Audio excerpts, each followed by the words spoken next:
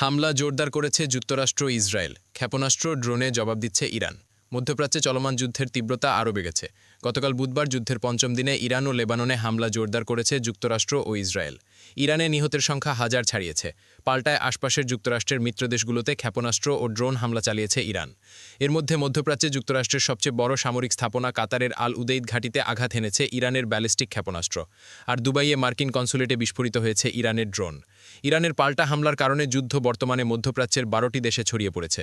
মধ্যপ্রাচ্য জুড়ে মার্কিন সামরিক ও বেসামরিক স্থাপনা লক্ষ্য করে ইরানের হামলা, ইরানের বিপ্লবী বাহিনীর আইআরজিসির হরমুজ প্রণালীর নিয়ন্ত্রণ নেওয়া সহ অঞ্চল জুড়ে দেখা দেওয়া অস্থিরতা যুক্তরাষ্ট্রের এ যুদ্ধে জড়ানো নিয়ে প্রশ্ন তৈরি করেছে। এ নিয়ে নিজ দেশের মধ্যে বিরোধিতার মুখে পড়েছে মার্কিন প্রেসিডেন্ট ডোনাল্ড ট্রাম্পের প্রশাসন। মার্কিন সিনেটের ডেমোক্র্যাট সদস্য রিচার্ড ব্লুমেনথাল গত মঙ্গলবার কংগ্রেসের ইরান যুদ্ধ নিয়ে শুনানির পর সাংবাদিকদের বলেন, ইরানে মার্কিন প্রশাসনের লক্ষ্য অর্জনে স্থল অভিযানে যেতে হতে পারে। তাহলে যুক্তরাষ্ট্র একটি বৃহত্তর সংঘাতে জড়িয়ে পড়বে। গত শনিবার ইরানে মার্কিন যুক্তরাষ্ট্র ও ইসরায়েলের বিমান হামলার মধ্য দিয়ে শুরু হওয়া এ যুদ্ধ এখন নৌ ও স্থলপথেও চলছে।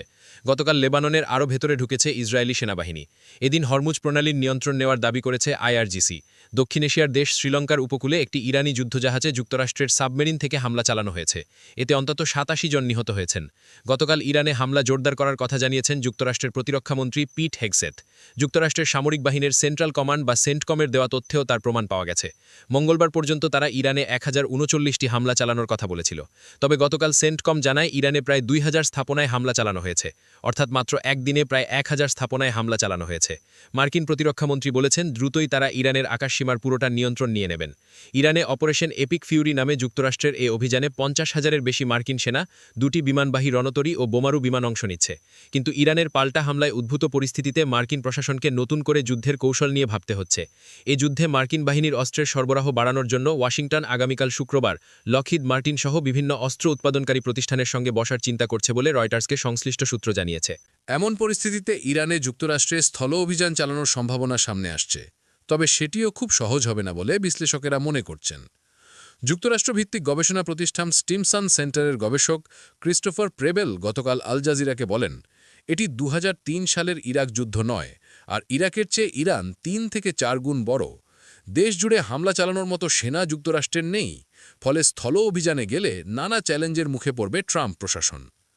যুদ্ধ শুরুর পর থেকে ইরানের ১.৫ শতাধিক শহরে হামলা চালিয়েছে যুক্তরাষ্ট্র ও ইসরায়েল। তবে সবচেয়ে বেশি হামলা হয়েছে রাজধানী তেহরানে। আগের দিন মঙ্গলবার রাত থেকে গতকাল দিনভর শহরটিতে দফায় দফায় বিস্ফোরণ ঘটেছে। তেহরানের একজন বাসিন্দা বিবিসিকে বলেন, মঙ্গলবার রাতে ৩০টির বেশি বিস্ফোরণ শুনেছি। পরিস্থিতি দিন দিন খারাপ হচ্ছে। ইসরায়েলের সামরিক বাহিনীর মুখপাত্র আভিচাই আদ্রাই জানান, গতকাল তারা তেহরানে কয়েক ডজন সামরিক লক্ষ্যবস্তুতে হামলা চালিয়েছেন। এর মধ্যে আইআরজিসি সংশ্লিষ্ট অর্ধসামরিক বাজিজ বাহিনীর প্রধান কার্যালয়ে রয়েছে। পাশাপাশি ইরানের সামরিক বাহিনীর একটি কার্যালয়েও হামলা হয়েছে। তেহরানে সরকারি বিভিন্ন স্থাপনায় এমন হামলা চলতে থাকবে। ইরান থেকে আল জাজিরার সংবাদদাতা জানান, একের পর এক হামলায় মঙ্গলবার রাতে তেহরানের আকাশ ঝলসে ওঠে। শহরের উপকণ্ঠে ইনকেলাব স্কোয়ারে একটি থানায় হামলার কথা শুনেছেন তিনি। তেহরানে ইরানের একটি ইয়াক-১৩০ যুদ্ধবিমান বিধ্বস্ত হয়েছে। এছাড়া ইস্পাহান, কোম ও উর্মিয়া প্রদেশে গতকাল হামলা হয়েছে।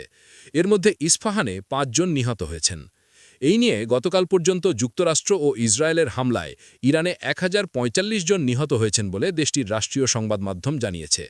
আর যুক্তরাষ্ট্রভিত্তিক মানবাধিকার সংস্থা HRAN জানিয়েছে, শনিবার থেকে ইরানে শুধু বেসামরিক মানুষই নিহত হয়েছেন ১,০৯৭ জন।